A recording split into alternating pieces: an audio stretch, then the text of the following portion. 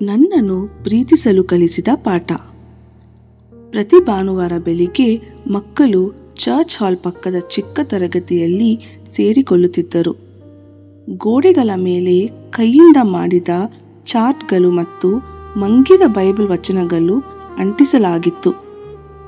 ಬಹುತೇಕ ಮಕ್ಕಳಿಗೆ Sunday school ಒಂದು ರೂಢಿ ಮಾತ್ರ, ಆದರೆ ಡ್ಯಾನಿಯಲ್ಗೆ ಅದು ಮೌನವಾಗಿ ಬಂದು ತನ್ನ ವಿಚಾರಗಳನ್ನು ತನ್ನಲ್ಲೇ ಇಟ್ಟುಕೊಳ್ಳುವ ಸ್ಥಳವಾಗಿತ್ತು.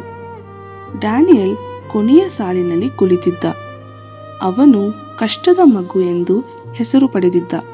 ಸುಲಭವಾಗಿ ಜಗಳ ಹಿಡಿಯುವವನು, ಕಟುವಾಗಿ ಮಾತನಾಡುವವನು, ಇತರರಿಂದ ದೂರ ಉಳಿಯುವವನು.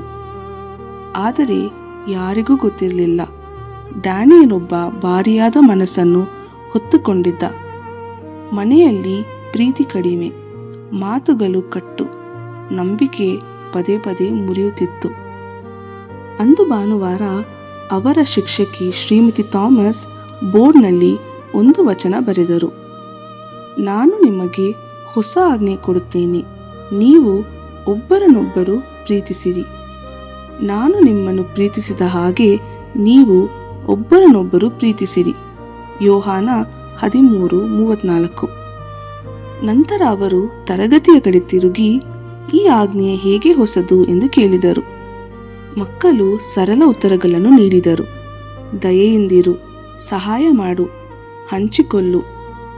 ಶ್ರೀಮತಿ ಥಾಮಸ್ ನಗುತ್ತಾ ಮೃದುವಾಗಿ ಹೇಳಿದರು, ಏಸು ಪ್ರೀತಿಸಿರಿ ಎಂದು ಮಾತ್ರ ಹೇಳಲಿಲ್ಲ, ನಾನು ನಿಮ್ಮನ್ನು ಪ್ರೀತಿಸುವ ರೀತಿಯಲ್ಲಿ ಪ್ರೀತಿಸಿರಿ ಎಂದರು. ಅವರು ವಿವರಿಸಿದರು, ಏಸು ತನ್ನನ್ನು ನಿರಾಶೆಪಡಿಸಿದವರನ್ನು, ನಿರಾಕರಿಸಿದವರನ್ನು, ನೋಯಿಸಿದವರನ್ನು ಸಹ ಪ್ರೀತಿಸಿದರು. ಅವರ ಪ್ರೀತಿ ಜನರು ತಪ್ಪು ಮಾಡಿದರೂ ನಿಲ್ಲುವುದಿಲ್ಲ. ಡ್ಯಾನಿಯಲ್ ಒಳಗೆ ಏನೋ ಬದಲಾಗಿದೆ. ಪ್ರೀತಿ ಎನ್ನುವುದು ಗಳಿಸಬೇಕು, ಒಳ್ಳೆಯದಾಗಿ ನಡೆದುಕೊಂಡರೆ ಮಾತ್ರ ಸಿಗುತ್ತದೆ ಎಂದು ಅವನು ನಂಬಿದ.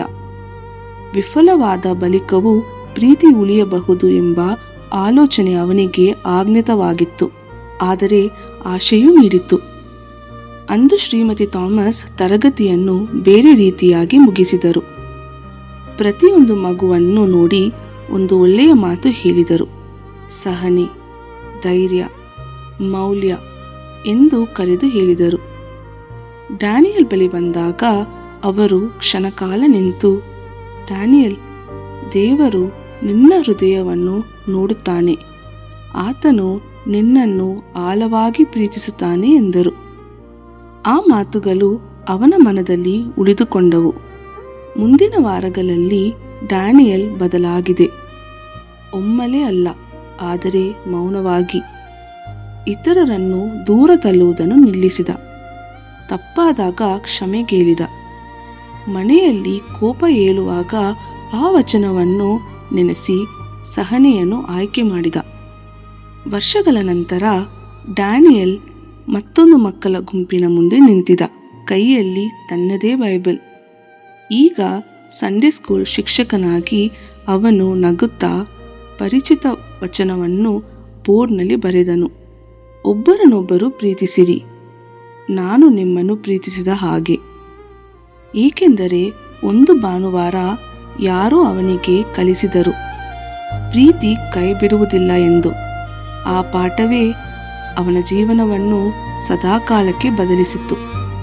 ಪಾಠ: ದೇವರ ವಾಕ್ಯವನ್ನು ಪ್ರೀತಿಯಿಂದ ಬೋಧಿಸಿದಾಗ ಅದು ಮನಸ್ಸಿಗೆ ಮಾತ್ರ ಮಾಹಿತಿ ನೀಡುವುದಿಲ್ಲ, ಹೃದಯವನ್ನು ರೂಪಾಂತರಿಸುತ್ತದೆ. ನಾನು ನಿಮಗೆ ಒಂದು ಹೊಸ ಆಜ್ಞೆಯನ್ನು ಕೊಡುತ್ತೇನೆ, ಏನೆಂದರೆ ನೀವು ಒಬ್ಬರನ್ನೊಬ್ಬರು ಪ್ರೀತಿಸಬೇಕು. ನಾನು ನಿಮ್ಮನ್ನು ಪ್ರೀತಿಸಿದ ಹಾಗೆಯೇ ನೀವು ಸಹ ಒಬ್ಬರನ್ನೊಬ್ಬರು ಪ್ರೀತಿಸಬೇಕು ಎಂಬುದೇ. ಯೋಹಾನ 13:34.